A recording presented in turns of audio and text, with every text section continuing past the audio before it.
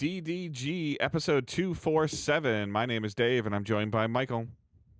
Dave, how's it going? We're in a weird world now, and I'm just back from a convention. So I was sick for like the last day and a half, but I started to get my second wind. How are you? How are you doing? How are you feeling? I'm all right, other than like we had a 30-degree shift in weather today. Like it was 75 degrees yesterday, and then it was like 60 degrees this morning, and I went to work, and then it rained for like a half an hour, and I walked outside, and it was like 40 degrees.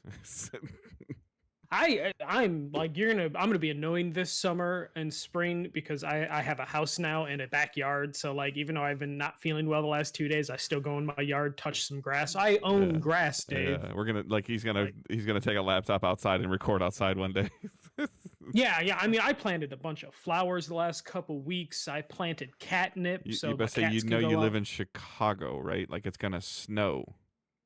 They come. I specifically looked for flowers that are perennials that can survive. You know what you must say. You know, fake spring exists, right? No. And I planted like a month ago. Okay. So I've already been through fake spring. Now it's just Chicago spring, and then we're just gonna get summer probably in like 2 days. Yeah. Like that. This is how it goes. Yeah. So. We're gonna go from 60 to like 95, and I'm gonna be miserable, not wanting to touch grass. Just stay inside and. You'll learn the art of a very comfortable and cool basement. No matter what, no matter how much your AC is running, it's like refreshing to come downstairs. I'm in the basement right now. So I'm looking forward to this. Yeah. All right. So we are Digital Days Gaming. We're a weekly podcast that posts Thursday morning, 6 a.m. Eastern time. We record the show live on Twitch and YouTube, typically on Tuesday nights, 9 o'clock Eastern time ish. Twitch.tv/Digital Days Gaming. YouTube.com/Digital Days Gaming. We have Discord, we have Facebook, we have Twitter, we have Blue Sky. That is all linked in the show notes. The priority, if I had to order our social media in priority, I would say Discord is number 1. And right now, quickly, Blue Sky has moved up to number 2 because it actually works and functions like we want it to. And then when I do the refresh thing, Facebook I think is ahead of X. If I could remember to sign into Facebook, I would agree with you, Dave. But my Twitter account has not signed me out, so I'm pretty set on that. But yeah. So you can check those things out. They should all be linked in the show notes, or you can go to the website digitaldaysgaming.com and check all that out. And like I said, you can watch us on Twitch. Link your Twitch account and your Amazon account and get Prime Gaming. Get a bunch of free stuff in the video game world, as well as a free subscription to the streamer of your choice. And you can watch us on YouTube. You can follow, you can subscribe on YouTube. That's free. You can follow on Twitch. That's free. You can subscribe on Twitch. That costs money. And then you can also just subscribe to our RSS feed on YouTube and watch a still image of the show, as well as you can just hit the archives on YouTube as well. So with that being said, we're going to jump into the news. Yeah, jumping into the news, we have to unfortunately talk about tariffs, and it's going to be a common theme for the next probably month to 90 days. Specifically, we're going to be focusing on Nintendo, a little bit of other companies affected by it, but according to reports, Nintendo Switch 2 pre-orders may be coming to Canada on April 23rd. This is after Canada had their pre-orders delayed to line up with the delays for pre-orders in the US. Though this could mean the US would be not too far behind, because the initial thought was they are delaying Canada because they don't want US people to go into Canada and eat up Switches, especially because the Canadian dollar is weaker right now. So that could mean the US is right around the corner if these days hold true for Canada. According to a Chinese component supplier, Nintendo could possibly expect to be hit by 145% tariff on their systems if the tariffs continue to go, especially over the next 90 days. According to Nintendo of America CEO Doug Bowser, Nintendo already has shipped hundreds of thousands of units of the Switch 2 to America in preparation for the tariffs and the launch, which makes sense. Launch is relatively soon. You wouldn't want to save that last second. Correct. However, that's still a dangerous vocal statement. Like, he's saying some things out of his mouth that, I mean, I understand that Nintendo probably has control of him and they know that he's saying these things. But now we're talking about 2 weeks in a row where 2 things have come out of his mouth that don't really make a lot of business financial sense. Yeah, because the first thing we're talking about is if you want to play a Nintendo game, we have the Switch 1. If you can't afford the Switch 2, and then this one is just like, hey, we have hundreds of thousands, which is not a lot. Right. which It's could not a create. lot, but it also like if and when they do have to raise prices and they don't match with math, people are going to be upset. Like, yes, to your point, they're like the X amount of units is not a lot of units, but if if all of a sudden if all of a sudden Nintendo raises prices, because of tariffs, that means that they went through whatever they had in the store or whatever they had in the country already, obviously. Yeah. And that could be a good thing. It could be a bad thing. Like if they have to raise their prices after like 2 weeks, it's probably a great thing for Nintendo. If it takes them 2 months to raise their prices because stuff doesn't settle down, maybe it's not moving like they want it to move. But my fear from this, which is what could get Nintendo not necessarily in trouble, but could leave a bad taste in people's mouth, is this could cause a fever for like resellers, scalpers, Yeah. just regular hardcore fans are going to want, because they're going to be like, all right, we have an idea of how many units are able to be captured. Let's go crazy and let's go back to the Wii days of scalping, or the PS5 days during the pandemic. Just do, if you want to switch to, just do your due diligence. Register on Nintendo's site when it's available. I'm sure that between Michael and myself, we'll try to keep some of these links posted as we see them. I would just play it safe at this point in time. I mean, Michael can correct me if I'm wrong, but I would think that Nintendo's site directly would be priority number 1. I would say Amazon is probably priority number 2, if possible. I mean, Amazon's in a weird place right now with some of the stuff they've been saying as well. And then I would say like Target, Best Buy would be like your like Best Buy, option 3. I think, said they're doing a midnight launch. Yeah. We'll see if that has to change. But this could mean that if you do want to switch to, your best bet is going to be a pre-order. They're not going to probably be units just I don't think you're going to be able to walk on into a launch store day. and buy these. Like, no, I don't. I mean, but I if think you are, it's before going to be there like was chaos. Yeah, but I think before there might have been a plan for that to be the Yeah. case, but now retailers might just want to hold back a little bit. Though if you're a Best Buy, Target, you're probably worried about people not wanting to come to the stores due to high prices of everything in the store. Yep. That you maybe are like, well, we kind of wanted this to bring people in. Yeah, but we've also seen them do, I mean, and this was post-pandemic a little bit, and then I think they used the pandemic as an excuse for a little bit of buy online, pick up at store. Like you still had that's still going to be a thing. Yeah. But like you weren't able to ever walk in, even if a Best Buy or a Target had 100 PS5s in the building, you weren't able to walk in and ask for one and go to the register and check out. Like you had to purchase it and pick it up. You had to purchase it online and pick it up. So I think that's also like just my retail life now is like I think that's just safer and smarter and just more a more efficient just do what way. I'm gonna do. Yeah, I'm gonna pre-order it, and then I'm gonna take the day off when it's supposed to be shipped. So I don't deal with like people stealing the package. Yeah. Thankfully, I mean, like I'm 5 minutes from home, literally. Yeah, just take a lunch and then just run, go make sure it doesn't get stolen. According to sources, Nintendo is expected to keep the $450 price while they have inventory, and then they'll reevaluate the price once the Vietnam 46% tariff goes into place in 90 days. If that goes into place, because there's still chance negotiation, back downs. We've already seen it back down like 3 or 4 times from the administration. So Nintendo is looking at that 46% tariff in Vietnam, even though Vietnam only accounts for like a small percentage of Switch 2 production. Yeah. But I imagine they're already working with China and Vietnam. It's going to be a larger percentage than it was 4 months ago. If they can get it. I almost wonder what the logistics would be for Nintendo to tell China, like, you're going to produce it, and then we're going to ship it to Vietnam, and then from Vietnam, we're going to ship the units over to the US, because that might be cheaper for them in the long run.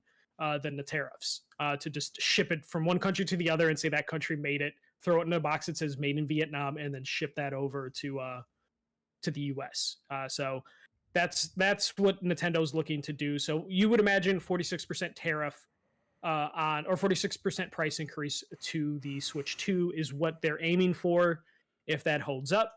Previously, I think it was a 10% tariff on it, so like bumped up to 46%. We're looking at a $600 console if everything holds true.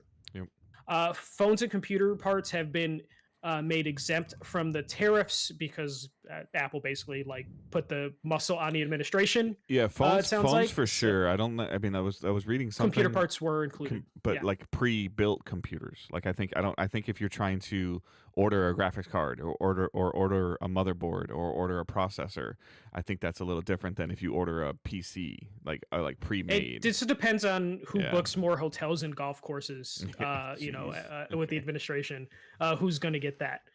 So yeah, it sounds like computer parts, but they weren't.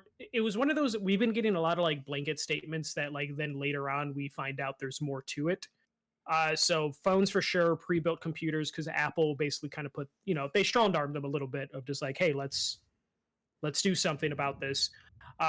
Video games were not exempt. To be fair, like that party has kind of been not fans of video games in general the last like decade or so. So I don't see, Nintendo, Microsoft, or Sony being able to like convince them to make exceptions for video games. So we're kind of going to be stuck with whatever happens here.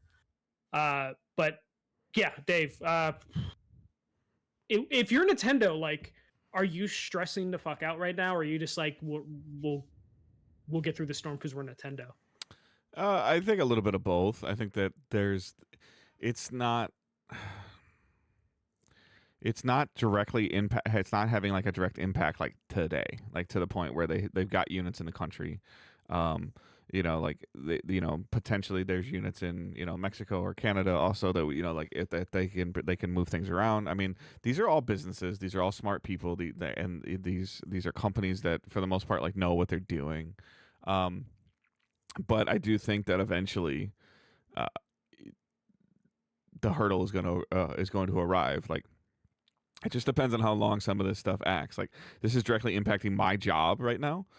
So it just really kind of shows like how directly this is going to have an impact, how long, how much.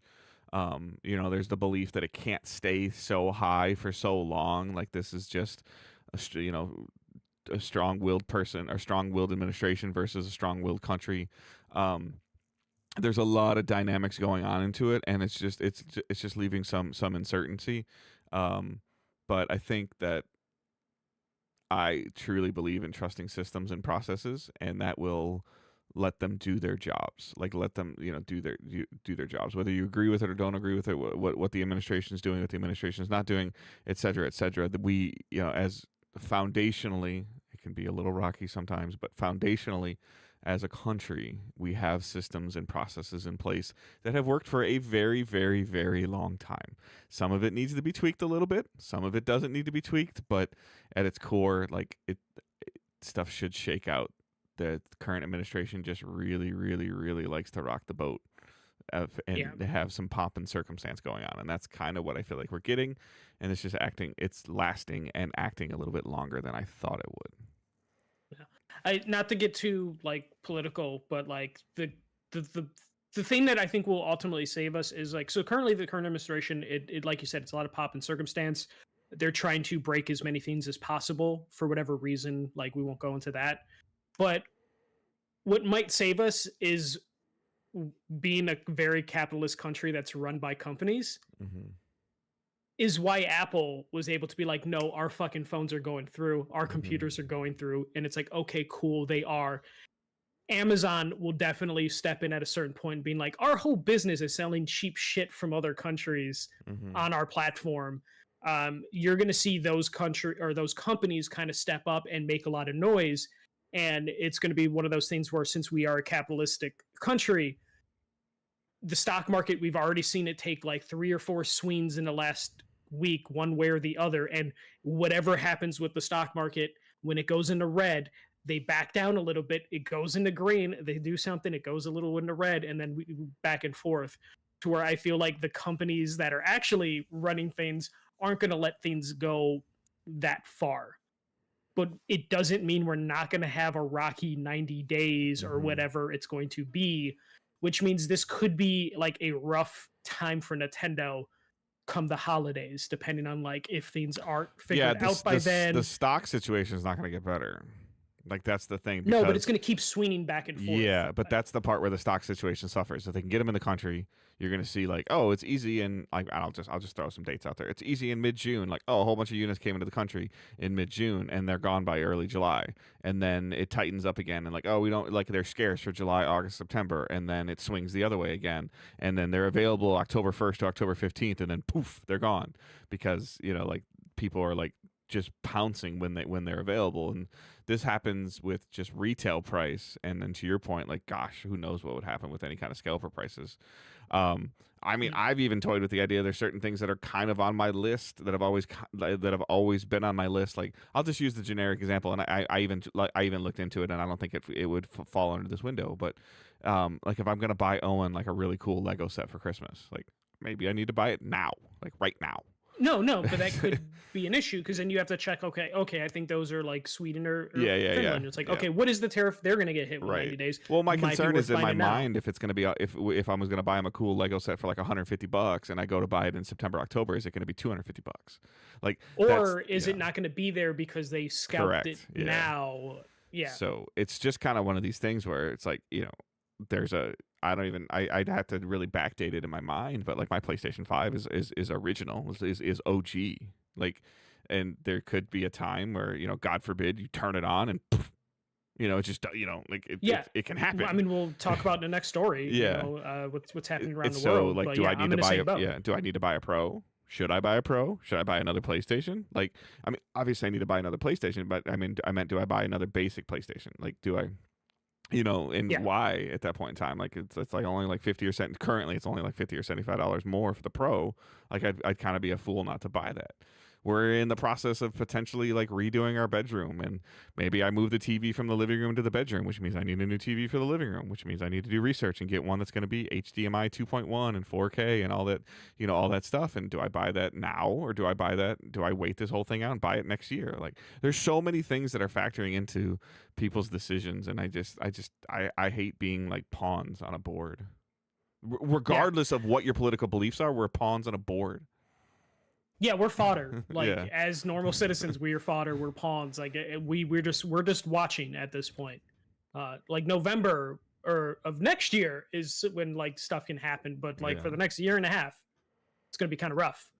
But I'm in the same boat where I'm like, there's stuff I want to buy for the house, and I'm just like, okay, steel might be okay right now for a little bit. Oh no, the thing I want is made out of wood bad right now. Or will be bad soon. So I'm having to make decisions on that for just like household stuff. Yeah, no, but that's where we're at now. Where I'm just like, what is the fucking thing made out of? Yeah. Okay, if I buy it from America, it's gonna be made out of cardboard. I can't wait for some app to blow up. That's gonna be like, do you remember? Like, and it still exists because I did some like travel stuff, and I don't want to go on a long tangent on this, but no, we can now. Hopper, do you remember Hopper is like the travel app where it'll like notify you like the best time to book a flight? Like, what if there's going to be some kind of like tariff app, like the best so it's TikTok right now. So right now what's going on with TikTok is a lot of the factories from China have been making TikTok accounts and have been like, hey, that designer fucking purse that you buy for like $300, we're the factory that makes it. Buy this purse from us. We'll teach you how to pay the tariff. It will be cheaper than if you buy it from the brand. And like, these are the actual factories that are making these goods. So now, like, even if for me, like, I'm a sneakerhead. TikTok, it's happening. I'm a sneakerhead. None of my no Jordans or Nikes are made in the United States ever. No, most of Philippines now? Yeah, maybe. Vietnam, I think Vietnam, Indonesia, which is essentially East Asia. But they're going to be hit with like a crazy amount of tariffs. And also, what a lot of people don't realize is sometimes those countries, it starts in China, and then the logos get slapped on in the other countries. So like, there's still going to be like some tariffs. And also, I'm just terrified in general of. I'm trying to think about the best way to word this, like overall course correction, like in terms we saw a little bit of this post-pandemic where like things like just became like, oh, you can go out and go into a store, and we saw what happened when everybody had the opportunity to go in a store. There was like gangbusters. Versus like, I'm just worried about like logistically, like boats coming into the country. Like, I'm terrified that I don't want to turn the news on and see like 3 freighters like crash into each other because they're trying to get into a canal. Post-pandemic. Like like all of a sudden, like the port's getting open and it turns into like the mafia scene of who can get their boat into the canal the fastest. I was seeing videos already, like when stuff was first announced, of people like destroying Costco's basically to try and get as much toilet paper as possible. Like, soon as we get word of like, hey, supply is back, you're gonna have people that are gonna go crazy. For the stuff, especially when we're talking video game wise. Like, we're gonna see a lot of craziness happen for the Switch 2's launch in terms of people just like, I gotta get it, and I gotta scalp it, and then you're gonna have like when they're like, hey, everything's back to normal, you're going to still have people then go nuts because they're going to act like they needed the Switch 2 to live. Yeah. And not And that then it's like a silly video game console. in the end, the consumer's gonna lose, because if it turns into something like that, like Mario Kart World as an example, like, oh, like, Sam's and Best Buy and Target got 1 million units, and everybody and their mother's like, I haven't been able to get this for like 6 weeks, and then they sell out. Nintendo's like, cool, the $80 or $90 price point works, let's keep it up. And I was just about to say, you're telling me if they have to raise the Switch 2 to $600, say all the tariffs go away magically to 0%, they won't. It'll probably be like 10%. It's not going back down. It won't go back down. Yeah, they're going to be like, what? It's still selling. It's pretty well at 600. Like, they're not going to drop it $150. Right. They're going to be like, this is the new price of the system. Thank you, guys. The course correction is what terrifies me the most. Like, that's really what, because then, like, ultimately, like, in reality, guys, like, from a video game standpoint, if Nintendo can sell let's use a $600 price point. If Nintendo can sell their console at $600, how much will the PS6 be? 900? 1,000? No, and yeah, and that's that's what PlayStation and Xbox or Microsoft are worried. Like, they're not worried about it. It's a win-win for them either way. Yeah, it's like, this stuff goes away and we can just continue to sell our stuff. Even if the tariff stays and you can sell a PS6 at $1,000, your profit margin is the same as it would be if you sold it at $600. Because you're just going to push it to the customer. Yeah, so consumer. Like, but it's that's the concern. And then you're going to see other stuff that's even potentially made in the US, made in Canada, made in Europe, made in Asia, that's going to raise prices just because the market dictates that it has to. Like, this is the way that the economics function.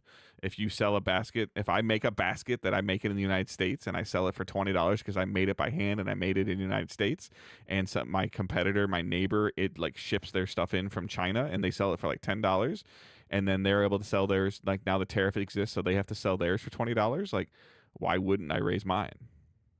Yeah.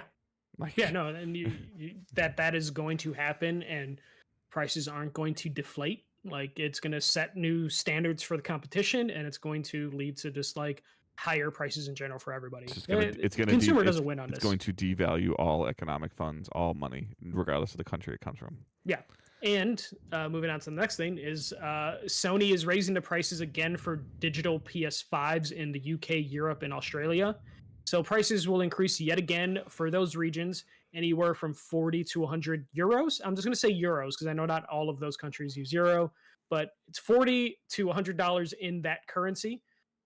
This is the second price increase from Sony, and this time it's due to inflation and fluctuating exchange rates. So not a direct result of tariffs, but tariffs probably don't help the general economic world. Bullshit.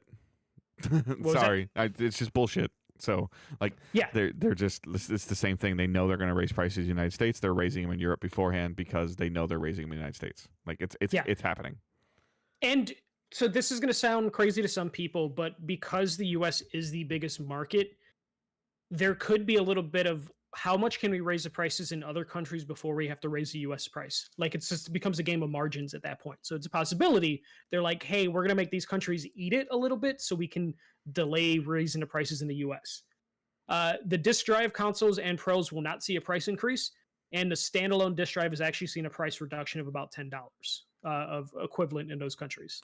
Those units aren't moving enough to warrant this. The digital consoles are obviously selling more. This is proving that.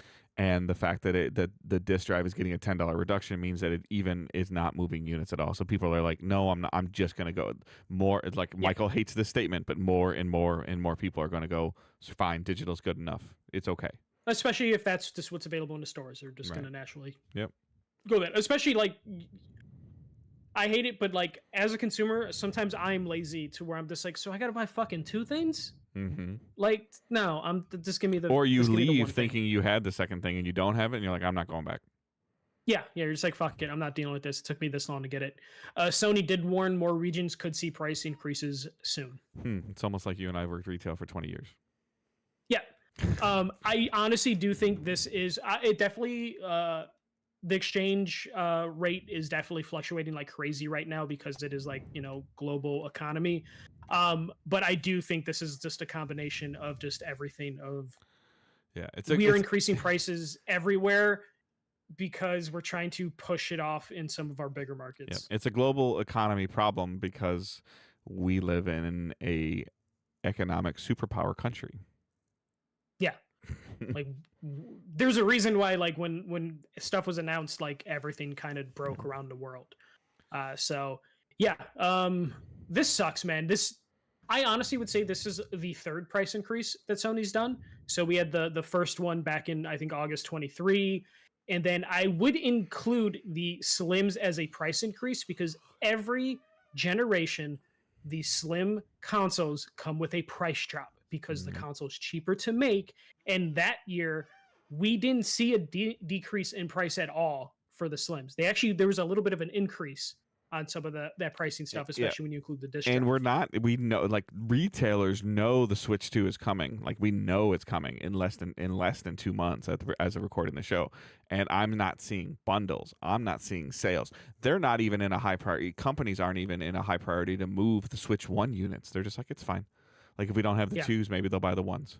You know, like and who knows? Like, it's a very, very interesting thing right now.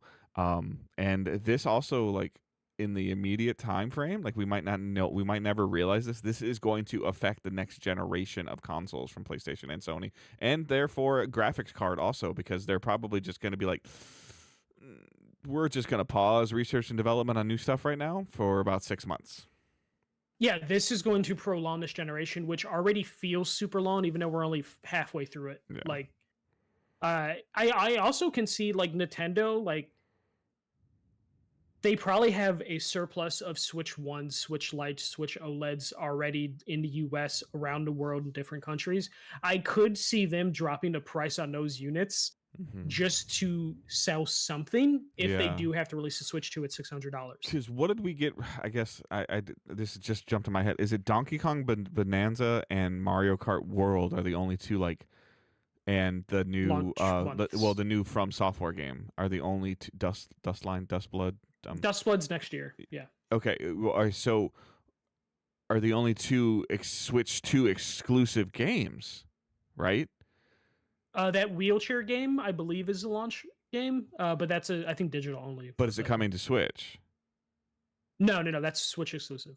Switch 2 exclusive. The mouse control. So yeah, Okay. Switch 2 exclusive. Yeah, that's fine. So do you see what I'm saying though? Like, they can deal with this kind of being like their PS5 Pro and say, oh, cool, if it sells all right now, but it's a longer play. You know, like, because there's not any like must. You know, yes, Mario Kart potentially is a must get. Donkey Kong for me is a must get. But you know, like, the other marquee titles, Metroid Prime 4 is going to work on Switch 1. And some of these other things, like, they're not, like, there's a new Zelda coming out and there's a new 3D Mario coming out, like, that's only on Switch 2. So in terms of like moving the units, like, right now isn't necessarily the highest priority. I honestly, this may sound silly, Dave, but I can see Nintendo working with their R&D team right now, being like, okay, Switch 2 is going to be $600 by the holidays, regardless of what we do. Hurry up, and we need the Switch 2 Slim or the Switch 2 Revision, so then we can sell it for $450, $500 as a price reduction thing, and make that the priority. I wouldn't be shocked if we're at that point with Nintendo of just like, we know we're going to probably increase the price significantly on this at some point. We need to think of the Switch 2 Slim, the Switch 2 Revision, whatever we can to make the insides of that machine cheaper. We need to do it. You know, like, we could end up getting like the Switch 2 Lite earlier than we expect, because they're just like, you know what, it's cheaper if we just take the magnets out of the Joy-Cons and they're just stuck on the machine itself. Why do we have two USB dongle, two USB ports on this thing? Let's get rid of one of those. There's already things that they could probably cut that wouldn't be a big deal to people in order to like keep prices down. So not too surprised by anything at this point that could potentially happen. Right.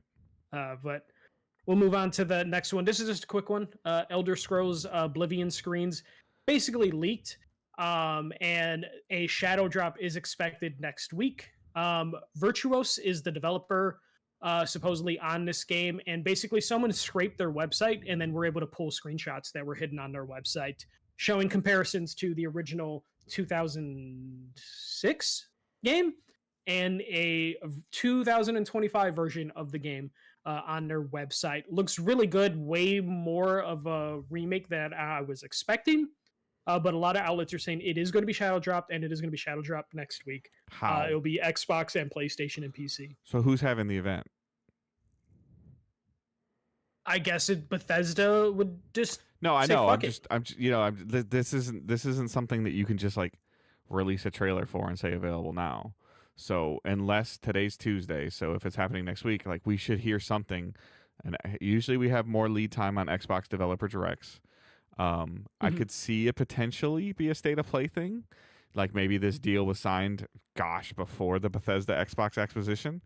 But Xbox just announced June 8th for their showcase, so definitely won't be anything from them. So you can't shadow drop this in silence, though, right? Do you agree with me or no?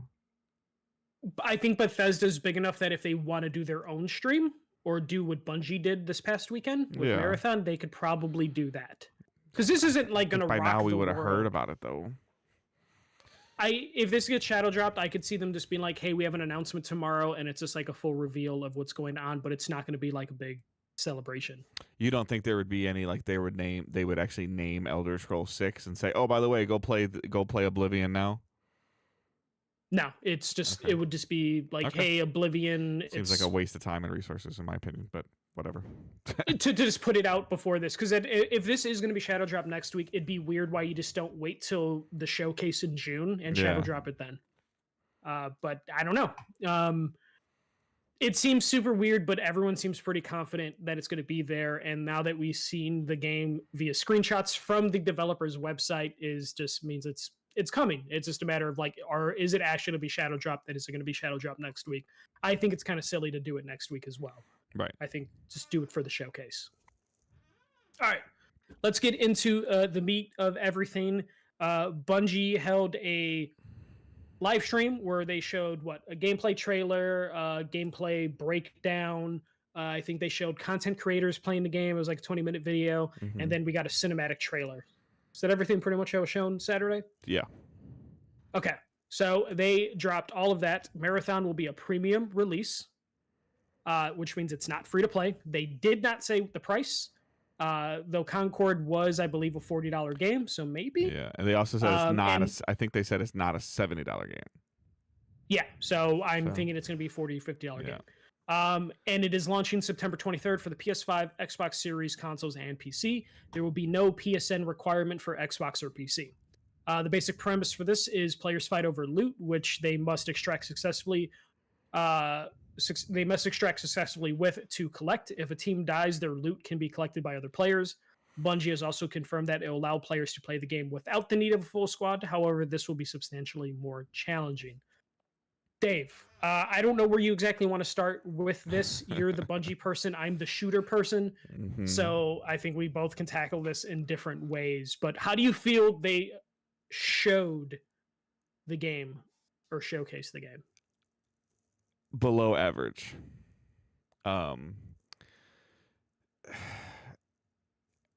It was a very boring stream. Did you watch it? No, so I was at a convention all weekend, so I watched everything separate, like all the videos separately. Unless there was some interstitials. They had four people that have been working on the game. They talked to them. They did pretty much what you wanted them to do. They did not do like, we are Bungie, this is what we do. They didn't do any of that. They kind of got right into it. It's hard because I knew, like, in my heart, I knew what this was, and then it was exactly what I thought it was, which is a game that I don't want to play. Yeah. And it looks overly complicated. I mean, I still registered for the alpha. Like, I'm gonna try it. Same. I may or may not buy it. It's coming out the same day as Borderlands 4, which is, I don't think that's that big of a big I don't deal. because it's two separate player bases. Yeah. But this is, I feel like this is what they necessarily wanted to do in Destiny's PvP Crucible, dialed up to like 15. Like Mhm. this is what they hoped that they could have done with their Crucible, and then they realized that they weren't going to be able to do it. And then they said they wanted to make another high end competitive esports game, and then the esports scene changed, and the Extraction thing came up. Because it seemed like it was a lot of it seemed like what I saw was a lot of Tarkov content creators. Like they are specifically going after a certain niche, and that niche is not Destiny. Nor do I think it's Halo either. And this is a very much of a passion project for some of these Destiny competitive players, like the Bungie competitive devs. Like this is their passion project, and in the state, I hate to say it this way, the state that Bungie's in right now, I'm very worried because it does not seem like the reception for this was very good. Yeah, I would say so. I had mixed emotions going through this in the order I watched it. I watched the original gameplay trailer. I then saw the gameplay breakdown. It was like 5-minute video, 2-minute, or like 1-minute trailer, 5-minute video. Then I watched the content creator thing, even though I don't really like watching content creators. And then I watched a cinematic trailer. My emotions were, okay, this looks okay. I don't know if I like the clean art style. Like it's very clean sci-fi. Reminds me of the Finals a lot. If Finals was more sci-fi. And then I saw the content creators, and I'm like, okay, this is still good Bungie shooting. Yeah. I did like the intensity of the PvPvE. They did do a good job of explaining, like, hey, if you do want to play it solo, or you just want to play with a crew that like tries to avoid combat, you're just literally there gathering loot, you can do that. That intrigued me a lot because I survive a lot of battle royale games, even though this isn't a battle royale game. Yeah. I survive a lot of battle royale games by avoiding combat until the very end. So I'm like super kitted out, and then I can, take on whoever's left. So I could see that kind of working this way in this extraction shooter. And then they got to the cinematic trailer, which was like an 8-minute cinematic. And I went from like, this game looks a little too generic for me to like, I really like that cinematic. That cinematic sold me more on the game, even though I know none of that's going to be in the game. But it at least intrigued me enough to be like, maybe I can give this game a shot. I don't know how they will tell story. They keep saying like you'll discover secrets and stuff like that as you're playing. We'll see how that is. It could just be audio logs. It could just be environmental storytelling. We don't know. They could do the Concord thing where you get a cutscene every season or something like that, like Apex and Overwatch have done. But I would say like the style that they showcased in that cinematic was really fucking good. But I didn't see that style translated into any of the gameplay that I saw. I just saw ultra high time to kill. Ultra high. Yeah, like, yeah. Very short. Like you feel like you get one shot at playing playing Call of Duty or playing Destiny or playing Battlefield now. Don't play this game because you'll feel like you get like looked at and you're dead. Yeah, there's a little bit of that, especially it looked like the NPCs that are fighting, they look like they actually can do damage because they just kind of just come into waves. No, they can, basically, it seems. But that looks like it keeps things interesting. I just want to know though, like, if this is all about like collecting loot, bringing it back, and I'm guessing like you're just getting stuff and then exchanging it for like whatever in-game currency you're getting. Are you taking the loot that you get in this game? I can take it into the next game. So does that mean you could be super OP and over-equipped for your next game? Why are you collecting loot as in money and stuff like that for? Is it for the cosmetics that we kind of saw in the cool cinematic, or is it just going to be what we saw here? Yeah. I don't know if I see the carrot on a stick for this, other than like, hey, Bungie shooting is top tier. Yeah, but like I guess my question to you is, do you have two other friends that you're going to want to play this and get comfortable with and learn their styles and their play, and like to where you're going to do 3 times a week with the same two partners, because that's the only way you're going to be successful in this game. As someone who has been told many times when they play multiplayer games that are supposed to be for groups that you can't have fun with it, I always have fun with it. The But only concern I have is because I have a small group of people I yeah, can play with, but it's like 4 or 5 people, which means we can't fully get yeah, together if we want to, which could be problematic. I know they probably did the science of just like 3 people is the best this game works at, but you are going to run to instances where like your Bungie group, or your Destiny 2 group, it yeah, could be a sizable group. You're like, hey, let's play. And if you have odd numbers or something that doesn't work with the yeah. 3v3, you're I going to run into issues there. I agree with you, except for the only thing is that if you go in a group with 2, you're going up against a group of 3.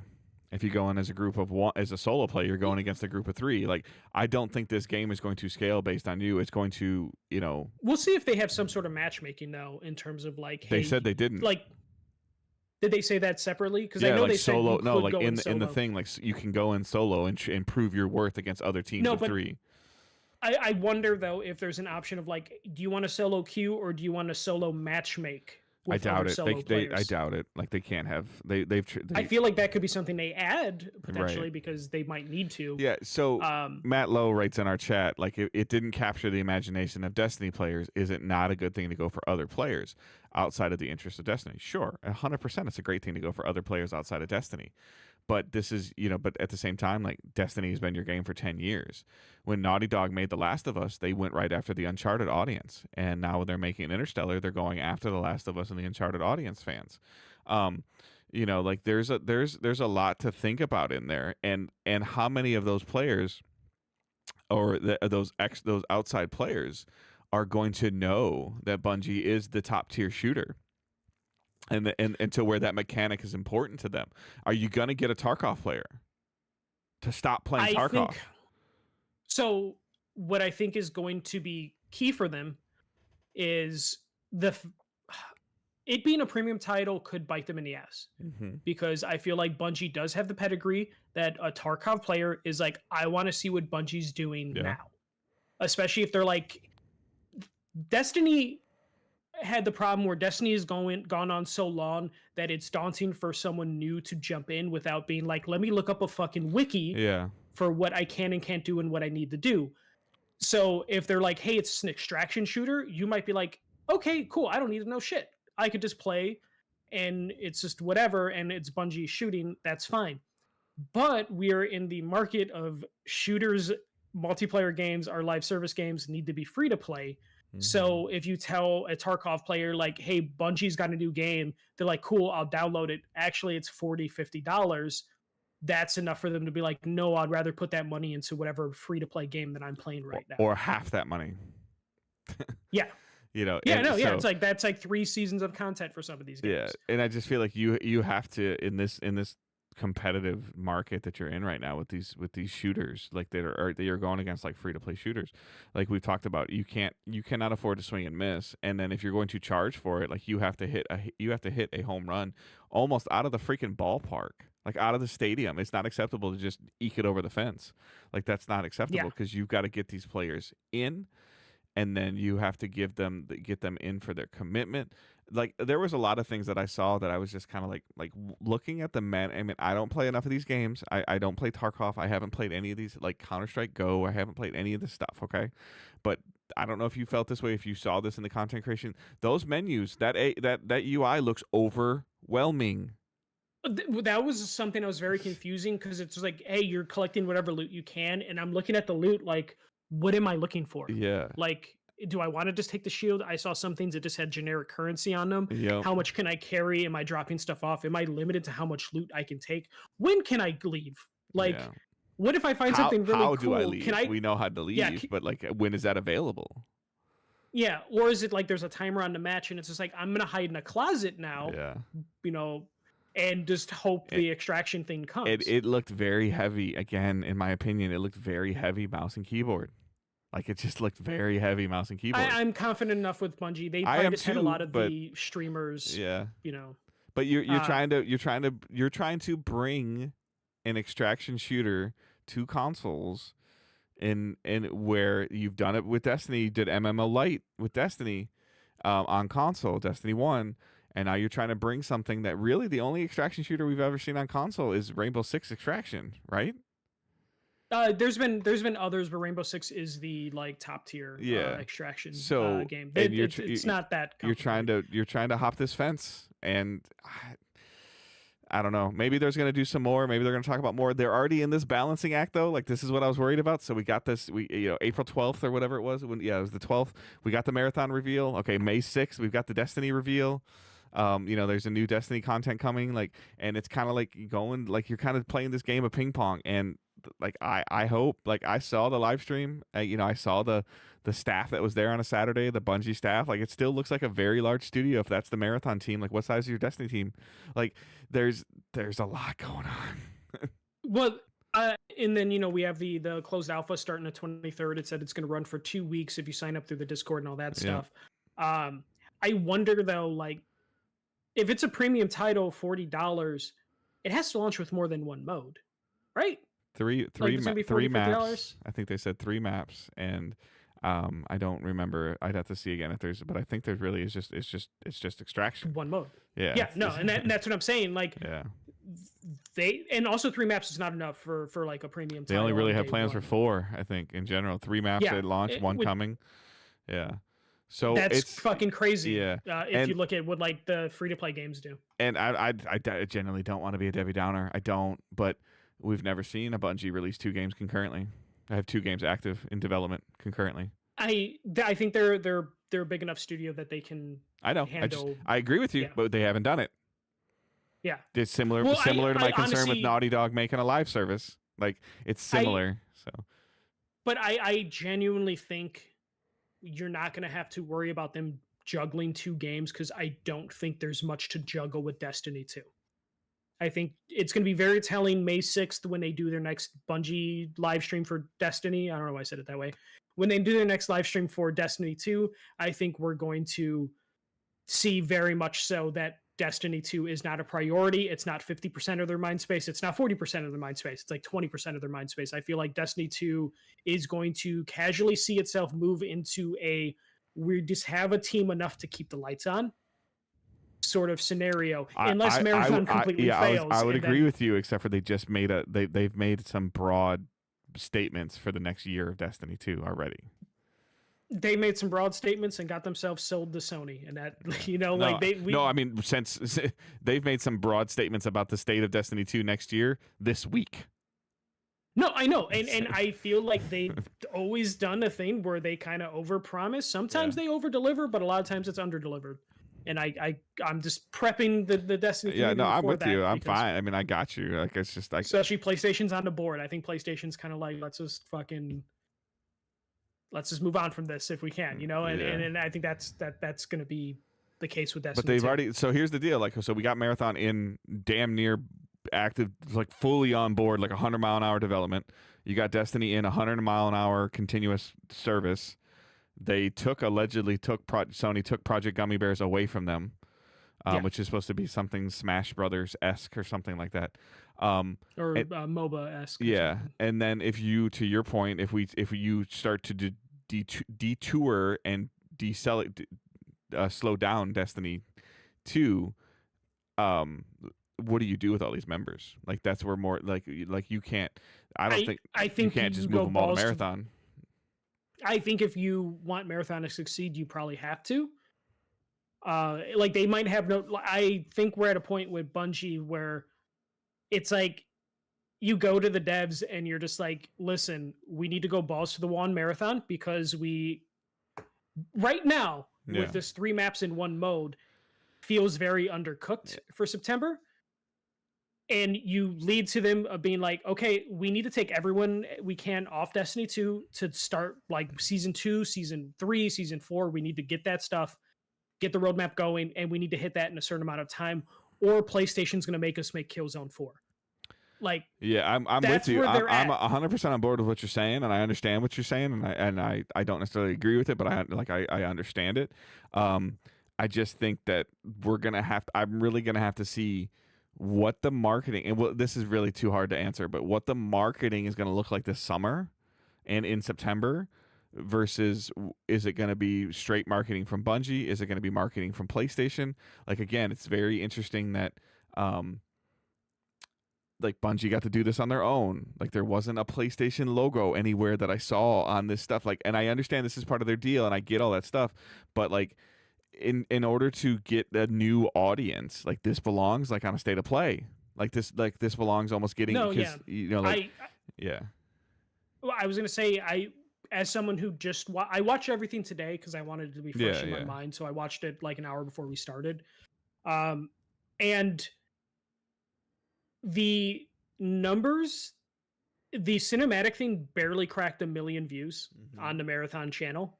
Everything else is in like 800,000 views, 500,000 views, 300,000 views, and then on the official PlayStation channel, it's barely over 100,000 each. Like some indie trailers released a couple days ago have surpassed the numbers for those trailers combined. To your point, Bungie's a marquee name, but their media stream, their media lane is too narrow. It's too narrow compared to Sony's media lane. And Sony just retweeting Bungie or copying and pasting Bungie's tweet and putting it on their own account ain't enough. It's not. There's no difference working. between them retweeting some other random game. It's just not working because there's no partnership compared to if they were, sandwiched in a state of play, And also during the current, world we live in, a week before the stream, just doing like a glitchy logo isn't enough to. Well, they capitalized on their classic. Oh, our community is going to figure out our ARG, and they did. Yeah. But that community, it didn't even feel like a big ARG. Right. But to your point, that community is not big enough anymore. Like that Destiny, because that was the Destiny community you were getting because it was Bungie doing it. I have tweet notifications on for certain things that happen in Destiny, so just so I know that they happen. So I'm like, okay, I don't need to do that. And I was getting information about Marathon on that.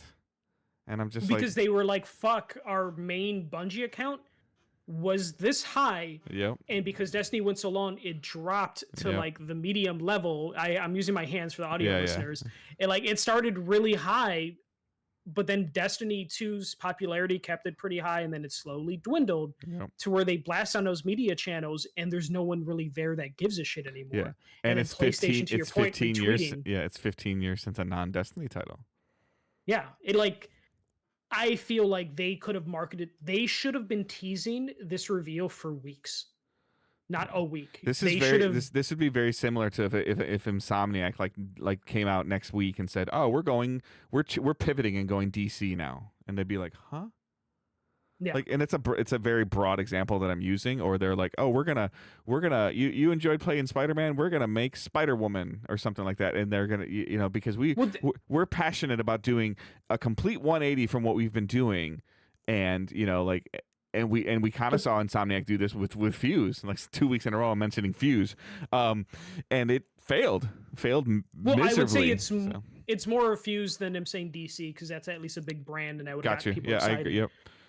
But it does feel like, they're announcing just something random that doesn't really have any history. Why are you calling it Marathon? Like, why? Because it's a runner. Other than because you're runners. They're calling them runners, and so now 100%. we're gonna, as a runner, you're gonna play Marathon, which is an extraction shooter. Like, the messaging is so jarbled. And I feel like, again, I think that Cinematic did such a good job of like building a world. Yeah, but to your point, who saw it? No, exactly. Like, who saw it? And then also just like, I hate to say it, Dave, but the big thing I hated about Destiny 1, which I know they fixed later on, was like all the cool story bits were on the website. Yeah. And I worry we enter in the same situation of like, here's an extraction shooter, all the cool lore stuff is somewhere else, or it's in a sub menu in the game. Like, I don't quite know. I almost hope Project Gummy Bears is tied to Marathon somehow, but I know it's tied to Destiny, I believe, or it's its own separate thing. But it's just like, I don't know how you build this IP out, because what they did just kind of felt like what PlayStation used to do when they didn't really love a game, and they're just like, well, we're obligated to retweet this, but it didn't seem like it was a celebration at all, which I feel like if PlayStation's not happy with Bungie that they're just like going to let this die, I feel like they have a financial stake, as in they spent $2 billion on Bungie to fucking put some force behind this. So they need to kind of get things rolling. I don't Yeah, but so when does know how. when does PlayStation take the wheel and say, okay, I don't Bungie, know. you can ride shotgun, but I'm driving? I feel like it probably already started when it's I a disagree. premium When title. they're in their studio and doing it on their terms with their community team and their developers and not No. I get yeah. that stuff, but in terms of like, hey, I think Bungie would want to release this as a free to play title. Especially I they're like, don't. we're backed by a big company. I feel like they would, but I feel like PlayStation is like premium title. It has to be a premium title. We need to get some We got to make up for Concord investment loss. back. Yeah, we need to get this back. But also, PlayStation kind of just shit Concord out. Mm-hmm. They needed to go all out for Marathon because guess what? Marketing sells copies. Mm-hmm. And this doesn't do it. And then also, I think the alpha being like heavy NDA'd. Yeah, I was like, oh, I'll play crazy. it, and then I was like signing up for it, and it's like, you can't do this, you can't do this, you can't do this, you can't do this. I'm like, shit. Yeah. I was like, Yeah, so which is fine. Like it I'm is still and it gonna play isn't. Not when you're trying to sell the game, though. Like in terms of No, marketing, that's you what I'm can't saying. Like stream it. for me playing. I think yeah. I don't think you and I can stream it. I don't think you and I can no, talk about that we played it. If we No, get in. actually, neither one of us could sign up for the beta because it says if you're a member of the media, like, can't do this. But we're not really media; we're enthusiasts. Yeah. But yeah, no, that can hurt it because guess what? Now the only thing that's going to leak is people that are in the alpha that probably didn't like it. Mm-hmm. You know, the people that like it are going to be respectful of the NDA because, like, you know, that's just how it usually works. And then people that don't like it are going to shit all over it. Yeah. I already saw the fucking YouTube. I mean, the YouTube videos are already always going to come, but you have the fucking anti-woke crowd who are already jumping on this game, and then they immediately jump to like the poor numbers of the game in terms of like, oh, look at the view count and look at this. Bungie going woke, going broke. Yeah. So that crowd's already jumping on it, and unfortunately, it didn't do numbers enough to build a fan base of defenders because I haven't really seen any marathon defenders yet. It was on a Saturday. Yeah. Like I was at a convention all 3 days, and at any point I could have been like, I'm gonna watch the marathon thing when I got back to the house and stuff like that. But I was like, I'm too tired because I just wasn't that excited for it. And then I realized it's just better if I just save it. Yeah. So it's super fresh for the podcast. But I could have broke that at any point. But if it would have been a been a new Dragon Age reveal, you would have like, hey, I'm gonna go grab a sandwich. I'm gonna go sit on a chair for 20 minutes to see if this is worth my time. Yeah. You know? I would have grabbed the stall and then just gone to the bathroom and just been like, I'm in here. Yeah. Private room. But yeah, no, that's what Marathon is. I'm kind of concerned for it. I don't know. Like, if Marathon fails, Fair Games is not coming out. Just so you know, like that's just how that's gonna work. But yeah, no, that was Marathon. That's all the news I had for the week. All right, so I think we're gonna do a combined playing and watching thing here. I haven't really had a chance to play that much stuff. I did watch The Last of Us season 2, episode 1 before recording today, and then you can talk about your convention, and that's pretty much going to be it. So I do have intentions, Angela and I have intentions of playing Split Fiction, finishing Split Fiction, I'm sorry. It's just that, you know, we got adult things going on. She's getting ready to graduate with her master's like in like 2 weeks. So she's got a lot going on with that. And, you know, that's taking up some time, and she's got some other, we both have some other things that we're balancing. However, I did make it a point and a purpose to watch The Last of Us season 2, episode 1 today. And it's more of what was great about the first season and more of what was great about the game. Some of the tiebacks and the things, trying to walk a delicate line. The rumors were that they wanted more clickers and they wanted to see more of that, and we got it already. We got it. We got more, and we got a big tease of what is coming in that episode in terms of clickers. Did you watch that thing at the end of the at the end of the episode too? Yes, after the credits? Yeah, I watched. Yeah, because I loved all those at the last season. I skip those usually. This is like an hour and 12-minute episode. I'm like, damn, and then I'm like, oh wait, the episode's over, and then there's like 8 minutes of credits, and then there was something. So they did basically a lot of shot for shot stuff from the game. They introduced all the characters that we know are going to be here. I was both confused and little like, I'm glad they introduced Abby now, but also I feel like they like jumped real soon to where I'm just like, I was hoping to drag this out a little bit. I think they're going to go back though. I think they're going to still find a way to drag it out, and it's going to tie into the big clicker thing that is coming. Yeah. That they teased, and I think that can drag things out a little bit. They're still going to go the game thing. They already said that. I think they're going to go back to the time jump they did in the first 5 minutes of the episode, though.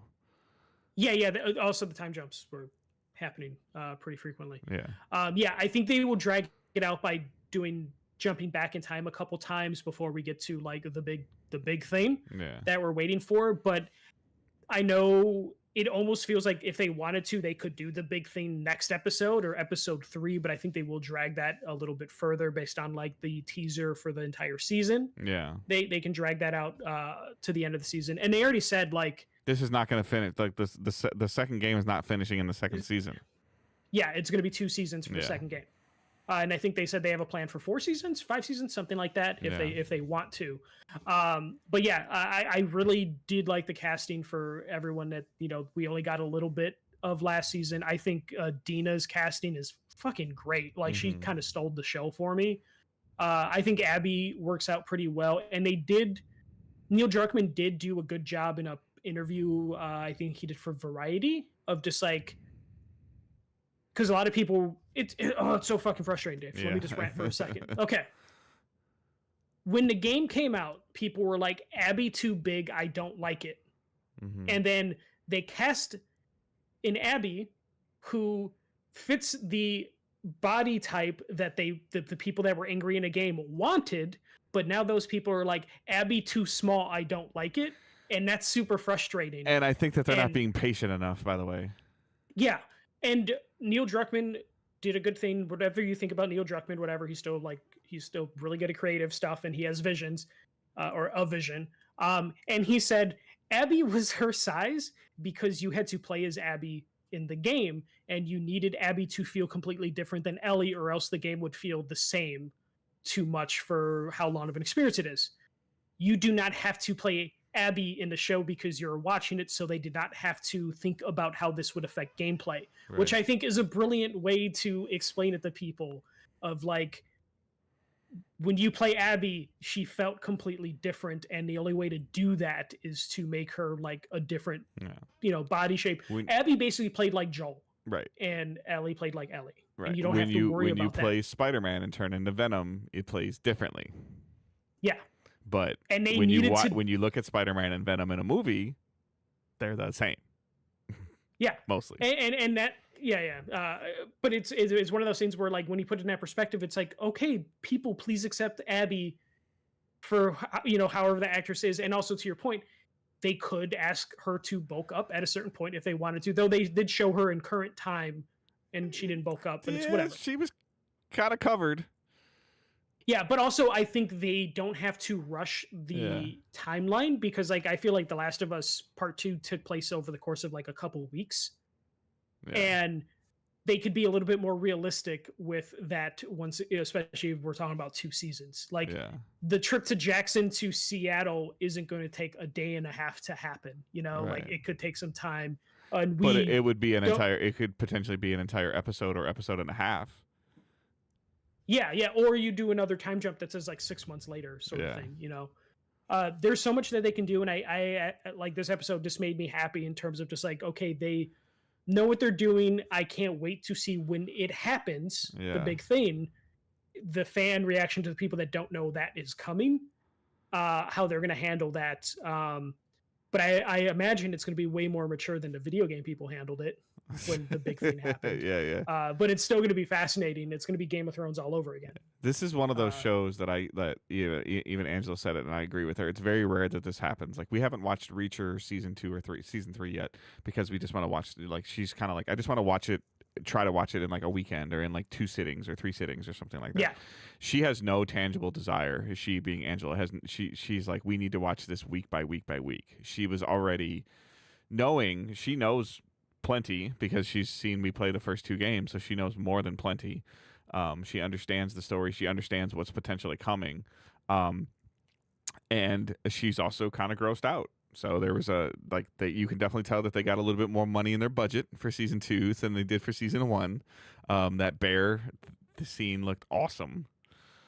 Yeah. So like you can definitely see that there's some more fundage in the show, Mhm. and that it was doing well, and I'm really looking forward to some things that happened in the second game, and kudos to them as well. Like this was even, I don't even necessarily feel like as much in the first season, but right away in the second season, the first episode, there was a lot of homage to the video game, like right away, Oh yeah, yeah, no. like the scenes of, you know, with Ellie and Dina, the where they are, you The know, soundtrack. yep, Like the they lights, had Crooked like Still, I like think is the band. They yeah, had them there. yeah, the lights in the church from the trailers and from the beginning of the game, like that, all that stuff that was, you know, like that was We've spot been in on. that room. Yeah, spot Yeah. on, man. It was just like, even I got a little when you know, brief little spoiler, when she fell through the floor. Yeah. I got remember doing that in the game a couple times. I was like, oh boy, and my wife's like, what? And she's like, this looks familiar, and I was like, this might be a part from the first game. I couldn't remember if it was the first game or the second. No, game. it was the second game Yeah. when they introduced the little clickers. Yeah, yeah. Like when that I saw that one, I'm And just she- like, oh, and and Sarah was she- just like, why are you And Angela's nervous? like, I'm oh, Angela's like, that's a cat. I'm like, that ain't a cat. So I was yeah, like, yeah. No, like literally, I saw that, and Sarah, like, because I made an audible, like, oh fuck, I Yeah. know what's gonna happen, and she's like, what? And I'm like, you'll see. yeah, And she because saw I the thought little- there was gonna be a second clicker. Yeah. I mean, we saw the little clicker. Right. which is No, just like, upstairs. yeah. Oh yeah. Yeah. Well, because Dina outside the window Yeah. did like 1, 2, Yep. and I'm just like, did Dina kill one around the corner that we don't know about? But then Yeah. we saw the little one, and it's like, oh shit. It was such a good first episode. Yeah. I'm sad. I think it's only 7 episodes this season. I'm tired.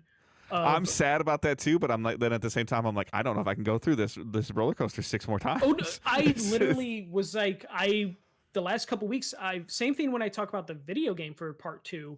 Yeah. I've been like, I want to replay part 2. I also want to rewatch season 1, but I remember how emotionally Yeah. draining each episode was. I for think that show. I think I could replay Last of Us 1. I don't think I could yeah, I replay can Last read of Us 2. 1. And especially like you know, like Dave, you don't really get too like emotionally like affected by like video games or TV shows typically. I would argue that some of that has changed since my father's passing, but I would agree with you, like historically. So yeah, historically, but like even season 1 for The Last of Us, when we would talk about it afterwards, you would still be like, that episode was a brutal watch. yeah, You know, to where it's like it's not a fun watch, and the game has those moments too. yeah. So It's exhausting. Watching The Last of Us Yeah. is exhausting. So in a good way. Yeah, like yeah. it's a weird thing to have to like deal with. But yeah, no, like I'm super excited. like, for I legitimately think there's going to be rest of us. times that when Angela knows that things are coming, like she's going to like not like as corny as this sounds, she's like, oh, we can't watch this like when it's dark outside. Like, and I'll be like, Yeah. what? You know, like she'd be like, I don't have the mentality to deal with this when it's dark. Now, to be fair, she even at like 7 o'clock tonight. I'm sorry, 7 o'clock tonight when we were watching it, she turned the lights off in the living room. Like she had told Google to shut it down, and I was kind of interested by that. But I think that was more or less she didn't want any potential glare or anything like that. So she knows Yeah. what she wants and what she's doing for the most part. And she's, but at the same time, there's going to be a couple times where she's it'll be like a Sunday night. Maybe we're going to be running like, okay, so Easter Sunday this Sunday. I think there's an episode this Sunday. Yeah. We're going to be doing all and this. WrestleMania. Yeah, but we're going to be doing all this Easter stuff potentially, and we're going to come home, and she might be like, I just mentally can't handle that right now. Like, and like that, and she knows that, and I'll be like, okay, like I you know, for the most part, I can disconnect and watch TV just to watch TV. But it's getting, you know, certain shows are getting harder, and Last of Us is one of the harder ones to like just be like, oh, I can just putz around and watch, and like turn, you know, to slow my brain down and watch this show, and you really can't do that sometimes with The Last of Us and other shows. Yeah. But yeah, pretty good. That was pretty much it for you, though, right? Yeah. So you can do your C2E2 stuff. Yeah. Yeah. I did C2E2, which is the comic book convention in Chicago. We do that every year. This is the first year we didn't get a hotel because we just got the house, so we were just like, we can't do a hotel. And also, fucking inflation just ruined hotel prices, by the way, which was just like scary to see. Airbnbs if possible, but I know at that point in time you're like, I might as well just come home. Yeah, exactly. Yeah, I got you. I mean, yeah. We're going Well, to there's a we're going while to where Pittsburgh and we're doing hotels- Airbnb. So Yeah, there was a point last like couple years where hotels were cheaper than Airbnbs, and now we're back to where Airbnbs Yeah, are cheaper than hotels. I don't want to go on a tangent, but Airbnbs have kitchens and tables. Like, Yeah, but they also have bullshit rules of just like, hey, here's a map and a mystery to get the key. Make sure you clean up everything from the sheets to the plates to the floor and stuff like that. Fold your trash bags into origamis before putting them in the can. Yeah. We hid cameras around the room, and hopefully there's none in the bathroom. That type of shit I'm not really a fan of with Airbnbs. But yeah, we did C2E2. We got to see they did a Lord of the Ring cast panel, so they had like Andy Serkis. Well, I'll just say the character names. They had Merry, Pippin, Frodo, Sam, Gimli, and Gollum. So they had all the actors there. So we got to see that panel. It was really good. Gimli stole the show, and Pippin were fantastic. It definitely was worth going for that. I will say inflation also kind of fucked with C2E2. So I think they fit like 1,000 people in the main stage for the panel room. And typically the first like 5 rows are reserved for the VIP people. This year, half the room reserved for VIP people, which was just like, fuck. We barely got into this panel, and it was just kind of bizarre because even the DJ who like does the pre-show was like, hey guys, I'm sorry you guys are all the way back there this time. The VIPs, if we'll take their chairs if they're not here 2 minutes before the show, sort of thing. But just seeing that was just kind of like, oh god. But we got to see that panel. We ended up sticking around because there was a Baldur's Gate 3 panel where they had like 4 of the actors and one of the directors for Baldur's Gate 3 there as well. So we got to see that panel as well. And then we just got to like run around the show floor. I noticed a lot of the bigger names weren't there, partially because there was other conventions competing, and also just because these are the times we're in now.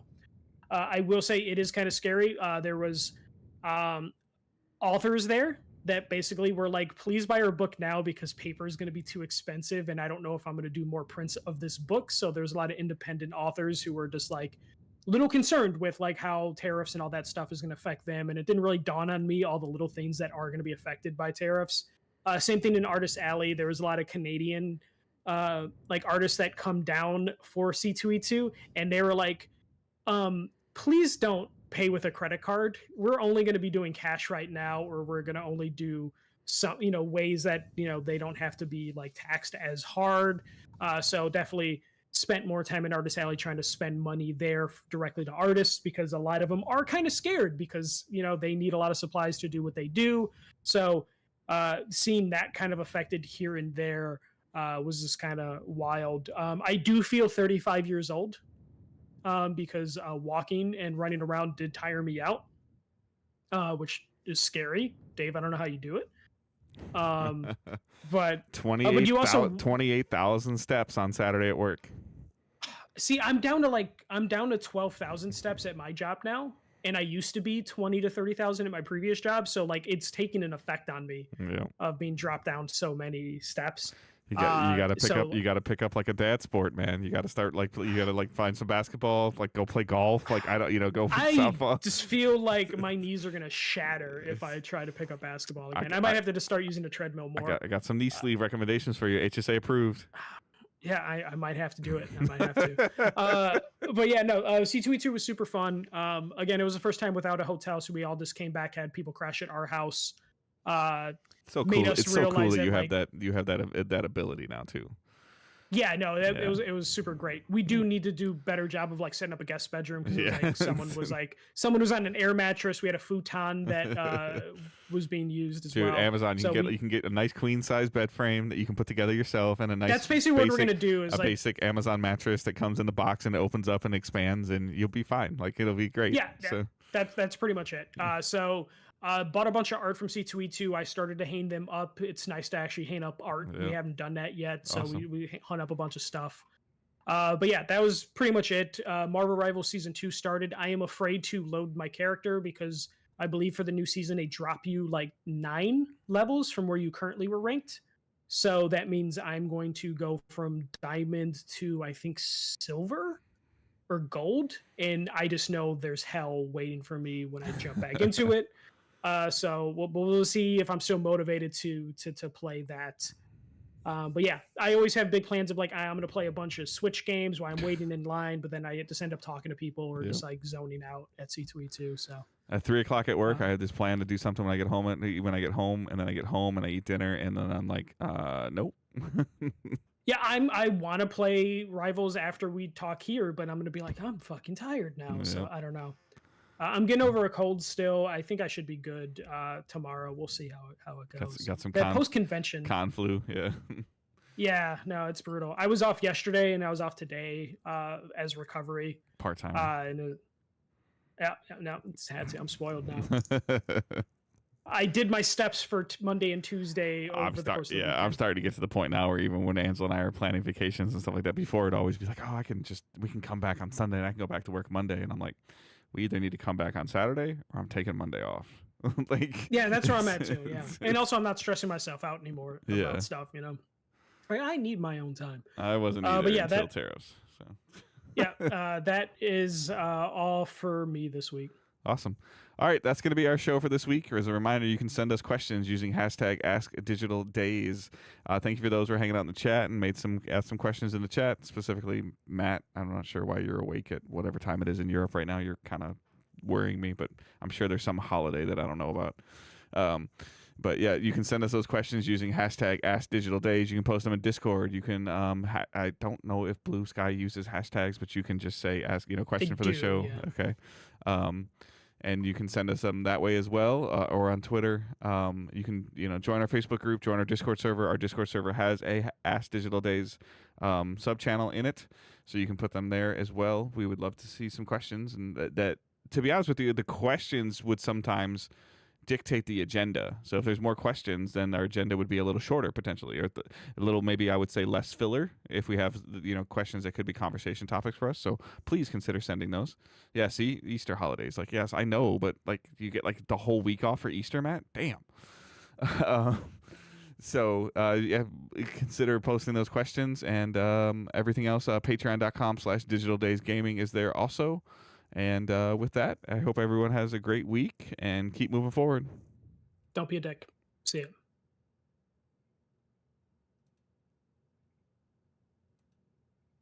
All right. 247, right? Yes, okay.